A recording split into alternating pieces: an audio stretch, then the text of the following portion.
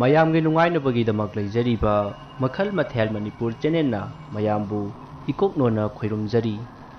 ꯉꯁꯤꯁꯨ ꯃꯌꯥꯝꯒꯤ ꯅꯨꯡꯉꯥꯏꯅꯕꯒꯤꯗꯃꯛ ꯃꯅꯤꯄꯨꯔꯤ ꯑꯇꯦꯟꯕ ꯋꯥꯔꯤ ꯑꯅꯤꯈꯛ ꯄꯨꯗꯨꯅ ꯂꯥꯛꯆꯔꯤ ꯑꯍꯥꯟꯕꯒꯤ ꯋꯥꯔꯤ ꯑꯁꯤꯅ ꯑꯁꯦꯡꯕ ꯊꯣꯛꯈꯤꯕ ꯋꯥꯔꯤꯅꯤ ꯋꯥꯔꯤ ꯑꯁꯤꯕꯨ ꯊꯥꯕꯤꯔꯛꯄ ꯂꯛꯀꯤ ꯇꯈꯦꯂꯝꯕꯝ ꯋꯥꯔꯤ ꯑꯁꯤ ꯃꯌꯥꯝ ꯄꯨꯟꯅ ꯇꯥꯃꯤꯟꯅꯔꯁꯤ ꯃꯇꯝꯗꯨ ꯑꯩꯅ ꯀ꯭ꯂꯥꯁ 8 ꯀꯥꯔꯤꯉꯩ ꯃꯇꯝꯗꯅꯤ ꯑꯩꯈꯣꯏ ꯃꯃꯥꯒ ꯑꯩꯒ ꯈꯛꯇ ꯂꯩꯕꯅꯤ ꯆꯦꯆꯦ ꯍꯣꯏꯗꯤ ꯃꯌꯨꯝ ꯂꯣꯏꯅ ꯄꯥꯟꯅꯈ꯭ꯔꯦ ꯑꯩꯈꯣꯏ ꯃꯃꯥꯁꯨ ꯅꯨꯡ ꯂꯩꯕꯗꯒꯤ ꯑꯩꯈꯣꯏ ꯆꯦꯆꯦꯇꯣꯟꯅ ꯃꯃꯥꯕꯨ ꯃꯣꯏꯗ ꯂꯥꯛꯎ ꯍꯥꯏꯗꯨꯅ ꯀꯧꯔꯛꯈꯤ ꯃꯃꯥꯁꯨ ꯆꯠꯈꯤ ꯑꯩꯈꯣꯏꯒꯤ ꯌꯨꯝ ꯃꯅꯥꯛꯇ ꯑꯩꯒꯤ ꯏꯆꯦ ꯑꯍꯟꯁꯨ ꯃꯌꯨꯝ ꯄꯥꯟꯕꯅꯤ ꯃꯃꯥꯅ ꯑꯩꯁꯤ ꯆꯦꯆꯦꯗ ꯈꯔ ꯌꯦꯡꯁꯤꯜꯂꯝꯃꯨ ꯍꯥꯏꯔꯝꯂꯒ ꯃꯃꯥꯁꯨ ꯆꯠꯈ꯭ꯔꯦ ꯃꯃꯥꯅ ꯆꯠꯂꯝꯗꯥꯏꯗ ꯑꯩꯕꯨ ꯃꯅꯝ ꯅꯝꯊꯣꯛꯄꯤꯔꯒ ꯅꯅꯥꯎ ꯃꯄꯥꯟ ꯊꯣꯛꯀꯅꯨꯀꯣ ꯍꯥꯏꯔꯝꯃꯒ ꯆꯠꯈꯤ ꯑꯩꯁꯨ ꯃꯃꯥ ꯆꯠꯈ꯭ꯔꯕꯅꯤꯅ ꯏꯃꯥꯟꯅꯕ ꯑꯃꯗ ꯃꯈꯣꯏꯒꯤ ꯌꯨꯝꯗ ꯇꯨꯃꯤꯟꯅꯅꯕ ꯍꯥꯏꯔꯨꯕꯗ ꯃꯥꯅꯁꯨ ꯍꯔꯥꯎ ꯍꯔꯥꯎ ꯌꯥꯕꯤꯔꯛꯈꯤ ꯑꯗꯨꯕꯨ ꯃꯃꯥ ꯆꯠꯈꯤꯕ ꯅꯨꯃꯤꯠ ꯑꯗꯨꯗꯤ ꯁꯝꯖꯤ ꯈꯥꯏꯅꯩ ꯍꯥꯏꯗꯨꯅ ꯑꯩ ꯏꯊꯟꯇ ꯌꯨꯝꯗ ꯇꯨꯝꯈꯤ ꯃꯁꯤꯒꯤ ꯃꯇꯨꯡ ꯃꯊꯪꯒꯤ ꯅꯣꯡꯉꯥꯜꯂꯦ ꯃꯁꯤꯗꯒꯤ ꯑꯩꯁꯨ ꯃꯍꯧꯁꯥ ꯁ꯭ꯀꯨꯜꯗ ꯆꯠꯈꯤ ꯃꯁꯤꯗꯒꯤ ꯑꯩ ꯁ꯭ꯀꯨꯜ ꯌꯧꯔꯦ ꯁ꯭ꯀꯨꯜꯗ ꯏꯃꯥꯟꯅꯕ ꯑꯗꯨ ꯊꯦꯡꯅꯈꯤ ꯏꯃꯥꯟꯅꯕ ꯑꯗꯨꯅ ꯚꯥꯏ ꯍꯣꯔꯦꯟꯗ ꯑꯩꯈꯣꯏꯗ ꯇꯨꯝꯁꯤꯀꯣ ꯍꯥꯏꯅ ꯍꯥꯏꯔꯛꯏ ꯑꯩꯅꯁꯨ ꯍꯣꯏ ꯍꯥꯏꯗꯨꯅ ꯌꯥꯔꯦ ꯃꯔꯛꯁꯤꯗ ꯑꯩꯈꯣꯏ ꯁ꯭ꯀꯨꯜꯗ ꯇꯝꯕꯤ ꯀ꯭ꯂꯥꯁ 10 ꯀꯥꯕꯤ ꯑꯩꯅ ꯉꯥꯎꯖꯕꯤ ꯅꯨꯄꯤ ꯑꯃ ꯂꯩ ꯃꯥꯅꯁꯨ ꯑꯩꯕꯨ ꯈꯟꯖꯩ ꯑꯩꯁꯨ ꯈꯪꯉꯤ ꯑꯗꯨꯕꯨ ꯍꯥꯏꯕꯗꯤ ꯉꯝꯖꯗꯦ ꯁ꯭ꯀꯨꯜꯒꯤ ꯍꯥꯞ ꯊꯥꯕꯗ ꯃꯥꯁꯨ ꯑꯩꯒꯤ ꯏꯅꯥꯛꯇ ꯂꯥꯛꯂꯒ ꯑꯗꯨꯝ ꯐꯝꯃꯤꯟꯅꯔꯒ ꯋꯥꯔꯤ ꯃꯌꯥꯝ ꯑꯃ ꯁꯥꯟꯅꯃꯤꯟꯅꯩ ꯑꯁꯨꯝꯅ ꯅꯣꯡꯃ ꯍꯧꯈꯤꯕꯅ ꯇꯤꯆꯔ ꯗꯦ ꯌꯧꯔꯛꯂꯦ ꯇꯤꯆꯔ ꯗꯦꯗ ꯄꯔꯐꯣꯔꯃꯦꯟꯁ ꯇꯧꯅꯅꯕ ꯑꯩꯁꯨ ꯗꯥꯟꯁ ꯇꯝꯈꯤ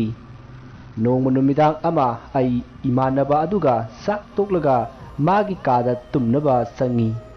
ꯃꯇꯝꯗꯨꯗ ꯏꯃꯥꯟꯅꯕ ꯑꯗꯣ ꯃꯈꯣꯡ ꯍꯥꯝꯅꯤꯡꯉꯤ ꯍꯥꯏꯗꯨꯅ ꯇꯣꯏꯂꯦꯠꯇ ꯃꯈꯣꯏꯒꯤ ꯕꯨꯕꯣꯛꯇꯨ ꯉꯥꯏꯍꯜꯂꯒ ꯇꯧꯔꯤ ꯃꯇꯝ ꯑꯁꯤꯗ ꯅꯨꯄꯤ ꯑꯃꯅ ꯀꯞꯄꯒꯤ ꯈꯣꯟꯖꯦꯜ ꯇꯥꯔꯛꯏ ꯃꯈꯣꯜ ꯑꯗꯨ ꯌꯥꯝꯅ ꯍꯧꯅ ꯇꯥꯏ ꯑꯩ ꯀꯤꯕꯅꯗꯤ ꯂꯣꯏꯔꯦ ꯑꯗꯨꯕꯨ ꯇꯨꯃꯤꯟꯅ ꯑꯗꯨꯃꯛ ꯂꯩꯔꯤ ꯃꯁꯤꯒꯤ ꯃꯇꯨꯡ ꯏꯃꯥꯟꯅꯕ ꯑꯗꯨ ꯂꯣꯏꯗꯨꯅ ꯇꯣꯏꯂꯦꯠꯇꯒꯤ ꯊꯣꯔꯛꯂꯦ ꯃꯇꯝ ꯑꯗꯨꯗ ꯏꯕꯣꯛ ꯑꯗꯨꯅ ꯑꯁꯨꯝꯅ ꯍꯥꯏꯔꯛꯏ ꯑꯉꯥꯡꯁꯥ ꯍꯧꯖꯤꯛꯀꯤ ꯃꯈꯣꯜꯗꯨ ꯅꯣꯏꯁꯨ ꯇꯥꯔꯦꯗꯅ ꯑꯗꯨꯅ ꯃꯄꯥꯟ ꯊꯣꯛꯀꯅꯨꯀꯣ ꯑꯁꯤ ꯍꯥꯏꯔꯝꯂꯒ ꯇꯨꯝꯕ ꯆꯪꯈ꯭ꯔꯦ ꯑꯩꯒ ꯏꯃꯥꯟꯅꯕ ꯑꯗꯨꯒ ꯍꯌꯦꯡ ꯋꯥꯜꯀꯤꯡ ꯆꯦꯟꯁꯤ ꯍꯥꯏꯅꯕꯗꯨ ꯀꯃꯥꯏꯅ ꯇꯧꯁꯦ ꯍꯥꯏꯅꯣ ꯍꯥꯏꯗꯨꯅ ꯍꯪꯅꯔꯤ ꯃꯗꯨꯗ ꯏꯃꯥꯟꯅꯕ ꯑꯗꯨꯅ ꯍꯥꯏꯔꯛꯏ ꯋꯥꯜꯀꯤꯡꯒꯤꯕꯨ ꯆꯦꯜꯂꯒ ꯂꯣꯏꯔꯦ ꯀꯩꯅꯣ ꯚꯥꯏ ꯑꯁꯨꯝꯅ ꯍꯔꯥꯎ ꯈꯨꯝꯃꯛꯏ ꯑꯩꯈꯣꯏ ꯏꯃꯥꯟꯅꯕꯒꯤ ꯌꯨꯝꯁꯤ ꯕꯖꯥꯔꯗ ꯂꯩꯕꯅꯤ ꯕꯖꯥꯔꯒꯤ ꯂꯩꯔꯛ ꯑꯁꯤ ꯈꯔ ꯃꯝꯃꯤ ꯃꯁꯤꯒꯤ ꯃꯇꯨꯡ ꯃꯇꯝꯗꯨ ꯍꯧꯖꯤꯟꯈ꯭ꯔꯦ ꯑꯩꯈꯣꯏ ꯋꯥꯛꯀꯤꯡ ꯆꯦꯟꯅꯅꯕ ꯍꯧꯒꯠꯅꯔꯤ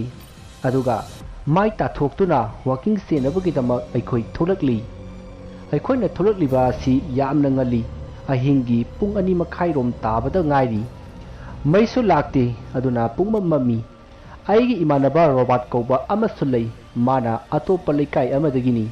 ꯑꯩꯅ ꯃꯥꯁꯨ ꯀꯣꯜ ꯇꯧꯔꯒ ꯀꯧꯊꯣꯛꯏ ꯃꯁꯤꯗꯒꯤ ꯃꯥꯁꯨ ꯊꯣꯛꯂꯛꯂꯦ ꯑꯁꯨꯝꯅ ꯑꯩꯈꯣꯏ ꯄꯨꯟꯅ ꯆꯦꯜꯂꯛꯂꯤ ꯃꯇꯝꯁꯤꯗ ꯒꯥꯔꯤ ꯄꯥꯔꯀꯤꯡ ꯑꯣꯏꯔꯤꯕ ꯂꯝꯄꯥꯛ ꯃꯆꯥ ꯑꯗꯣꯝꯗꯒꯤ ꯅꯨꯄꯤ ꯑꯃꯅ ꯀꯞꯄꯒꯤ ꯈꯣꯟꯖꯦꯜ ꯇꯥꯔꯛꯏ ꯑꯗꯨꯒ ꯃꯤ 2-3 ꯃꯨꯛꯅ ꯋꯥꯔꯤ ꯁꯥꯟꯅꯕꯗꯧꯅ ꯃꯨꯔꯨꯝꯁꯨ ꯁꯣꯜꯂꯤ ꯑꯩꯈꯣꯏ ꯑꯍꯨꯝꯁꯤ ꯀꯤꯗꯤ ꯀꯤꯔꯕꯅꯤ ꯑꯗꯨꯕꯨ ꯑꯩꯒ ꯇꯨꯃꯤꯟꯅꯕ ꯏꯃꯥꯟꯅꯕ ꯑꯗꯨꯅ ꯀꯤꯗꯕ ꯁꯥꯔꯒ ꯀꯩꯅꯣ ꯌꯦꯡꯂꯨꯁꯤ ꯍꯥꯏꯗꯨꯅ ꯑꯩꯈꯣꯏ ꯃꯈꯣꯜ ꯇꯥꯔꯤꯕ ꯑꯗꯣꯝꯗ ꯆꯪꯁꯤꯜꯂꯤ ꯃꯇꯝ ꯑꯗꯨꯗ ꯊꯥꯕꯜꯁꯨ ꯉꯥꯟꯊꯣꯔꯛꯏ ꯑꯗꯨꯅ ꯊꯥꯕꯜꯁꯨ ꯈꯔ ꯐꯩ ꯀꯌꯥ ꯊꯣꯏꯅꯗꯤ ꯃꯝꯗ꯭ꯔꯦ ꯊꯥꯕꯜꯒꯤ ꯃꯉꯥꯜꯅ ꯈꯔ ꯃꯈꯩꯗꯤ ꯉꯥꯜꯂꯦ ꯃꯁꯤꯗ ꯑꯩꯅ ꯚꯥꯏ ꯍꯧꯖꯤꯛ ꯇꯥꯈꯤꯕ ꯃꯈꯣꯜꯗꯨꯕꯨ ꯁꯣꯝꯗ ꯅꯠꯇ꯭ꯔꯣ ꯑꯁꯨꯝꯅ ꯍꯦꯛ ꯍꯥꯏꯕꯒ ꯅꯨꯄꯤ ꯀꯞꯄꯒꯤ ꯈꯣꯟꯖꯦꯜ ꯑꯗꯨ ꯑꯃꯨꯛ ꯇꯥꯔꯛꯏ ꯃꯁꯤꯗꯒꯤ ꯇꯥꯔꯤꯕ ꯃꯈꯣꯜ ꯑꯗꯣꯝꯗ ꯏꯃꯥꯟꯅꯕ ꯑꯗꯨꯅ ꯌꯦꯡꯂꯨꯕ ꯃꯇꯝꯗꯗꯤ ꯃꯁꯝ ꯏꯐꯥ ꯐꯥꯕ ꯃꯨꯁꯤꯟ ꯃꯨꯕ ꯑꯃ ꯇꯥꯁꯜꯂꯒ ꯐꯝꯂꯒ ꯂꯩꯔꯝꯕꯗꯨ ꯎꯔꯤ ꯃꯗꯨ ꯎꯕꯗ ꯑꯩꯈꯣꯏ ꯄꯨꯡꯀꯥꯏ ꯀꯥꯏꯅ ꯆꯦꯟꯅꯈꯤ ꯃꯁꯤꯗꯒꯤ ꯃꯇꯝ ꯑꯁꯨꯝ ꯍꯧꯖꯤꯟꯈꯤꯕꯅ ꯅꯣꯡ ꯉꯥꯟꯐꯨꯡ ꯇꯧꯔꯛꯂꯦ ꯅꯣꯡꯁꯨ ꯉꯥꯟꯐꯨꯡ ꯇꯧꯔꯛꯂꯕꯅꯤꯅ ꯑꯩꯈꯣꯏ ꯑꯃꯨꯛ ꯀꯣꯏꯊꯤ ꯊꯤꯅꯔꯛꯏ ꯃꯁꯤꯒꯤ ꯃꯇꯨꯡ ꯑꯩꯈꯣꯏ ꯑꯃꯨꯛ ꯄꯨꯟꯅꯗꯨꯅ ꯌꯨꯝꯂꯣꯝꯗ ꯂꯥꯛꯏ ꯃꯗꯨꯗ ꯑꯩꯅ ꯚꯥꯏ ꯍꯌꯦꯡꯈꯩꯗꯤ ꯋꯥꯛꯀꯤꯡ ꯑꯝꯇ ꯆꯦꯜꯂꯒꯨꯝꯁꯤꯀꯣ ꯁꯤꯐꯝ ꯅꯥꯐꯝꯒ ꯑꯝꯇ ꯈꯪꯗꯕ ꯇꯥꯔꯦ ꯇꯧꯔꯤꯁꯦ ꯃꯗꯨꯗ ꯏꯃꯥꯟꯅꯕ ꯑꯗꯨꯅ ꯑꯁ ꯀꯩꯝ ꯇꯧꯔꯣꯏꯍꯦ hayengdi baya zonga punna chense manasu koromo haibni asumna imanaba aduna amukka sustensi hairki aisu tanna adum jari asumna matamdu haukiduna numidang wairam oisilakle maduda aina ngaujaba nupi aduna moiromda koiba lau haibadagi aiga imanaba aduga punna satli matam aduda masu thor'i mana aingonda yinglaga nokmi torokpa aduda aisu awaba punamak kaujari matam thengilakpanina aikoi satlage hairaga yum lomda lakle masidagi aikoi yum yori numidangi sak sarga tumnanaba tawri masidagi asum haukibana matangi ahingda walking senanaba hogatle aduga baya zone kauba satli masu taraduna thorakle aikhoina baya zone da ngarang aikhoida thokiba singadu loina tami adubu madadi thajakidi yare amuk khaira anu haiduna noksilai aikhoisu tuminna leire masidagi aikhoi asum lakpata aikhoi ki tungda san mayap ama inarakli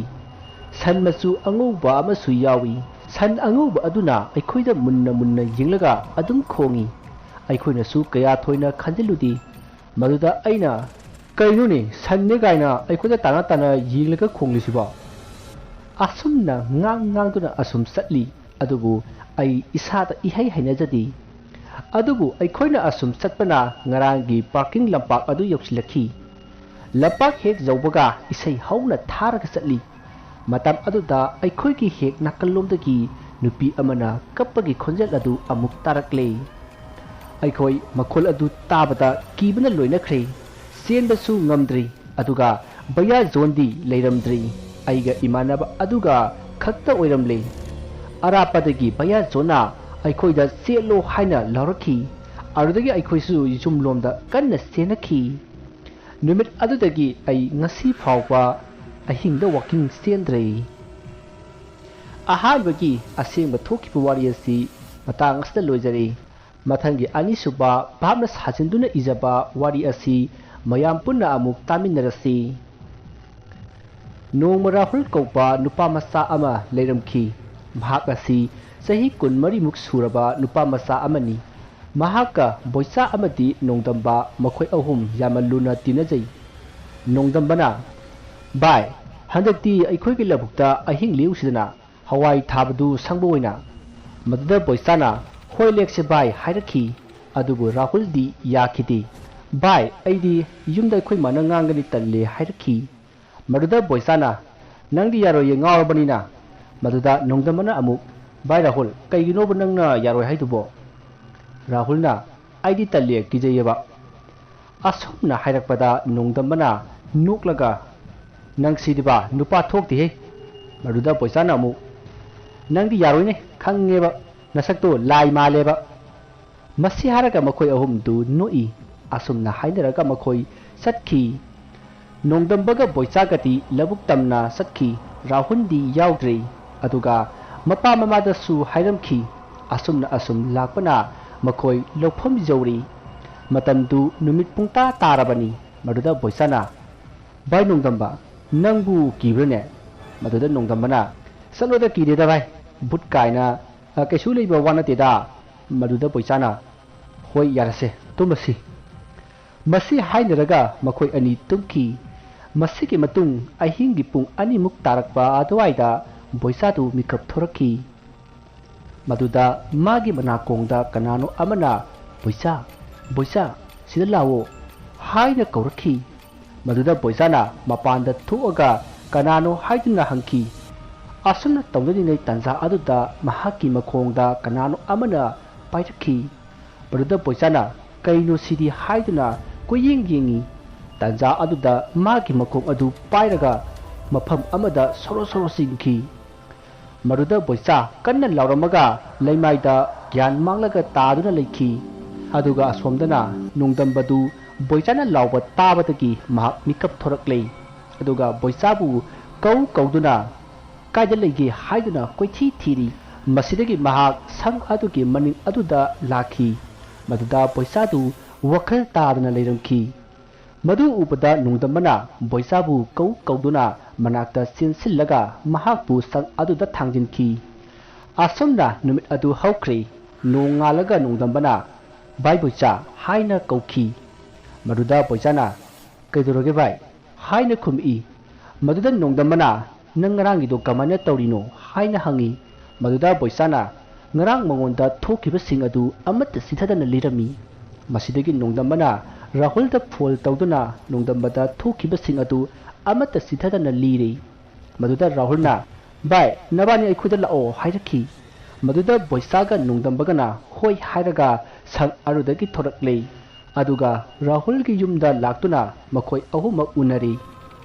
ꯇꯥꯟꯖꯥ ꯑꯗꯨꯗ ꯅꯣꯡꯗꯝꯕꯒꯤ ꯃꯅꯥꯀꯣꯡꯗ ꯀꯅꯥꯒꯨꯝꯕ ꯑꯃꯅ ꯅꯣꯏ ꯂꯣꯏꯅ ꯁꯤꯔꯣ ꯍꯥꯏꯅ ꯃꯨꯅꯨꯝ ꯃꯨꯅꯨꯝ ꯁꯣꯜꯂꯛꯏ ꯑꯁꯨꯝꯅ ꯇꯧꯔꯛꯄ ꯑꯗꯨꯗ ꯅꯣꯡꯗꯝꯕꯅ ꯕꯣꯏꯆꯥꯒ ꯔꯥꯍꯨꯜꯒꯗ ꯚꯥꯏ ꯑꯩꯒꯤ ꯅꯥꯀꯣꯡꯗ ꯃꯤ ꯑꯃꯅ ꯋꯥ ꯍꯥꯏꯔꯛꯑꯦ ꯍꯥꯏꯗꯨꯅ ꯏꯄꯥ ꯄꯥꯈꯠꯂꯤ ꯃꯗꯨꯗ ꯕꯣꯏꯆꯥꯅ ꯁꯤꯗꯤ ꯑꯃꯥꯏꯕ ꯑꯃ ꯀꯧꯗꯕ ꯌꯥꯔꯔꯣꯏ ꯍꯥꯏꯗꯨꯅ ꯑꯃꯥꯏꯕ ꯑꯃ ꯀꯧꯔꯒ ꯂꯥꯏ ꯈꯣꯏꯔꯝꯈꯤ ꯑꯁꯨꯝꯅ ꯂꯥꯏ ꯈꯣꯏꯔꯝꯕꯗꯒꯤ ꯃꯈꯥ ꯇꯥꯔꯛꯄꯗꯤ ꯀꯩꯁꯨ ꯇꯧꯔꯛꯈꯤꯗ꯭ꯔꯦ ꯋꯥꯔꯤꯁꯤꯡ ꯑꯁꯤ ꯃꯇꯥꯡ ꯑꯁꯤꯗ ꯂꯣꯏꯖꯔꯤ ꯋꯥꯔꯤ ꯑꯁꯤꯗ ꯁꯣꯏꯈꯤꯕ ꯂꯥꯟꯈꯤꯕ ꯋꯥꯍꯩ ꯋꯥꯇꯥ ꯌꯥꯎꯔꯕꯁꯨ ꯃꯌꯥꯝꯅ ꯄꯨꯛꯆꯦꯜ ꯆꯥꯎꯅ ꯉꯥꯛꯄꯤꯒꯅꯤ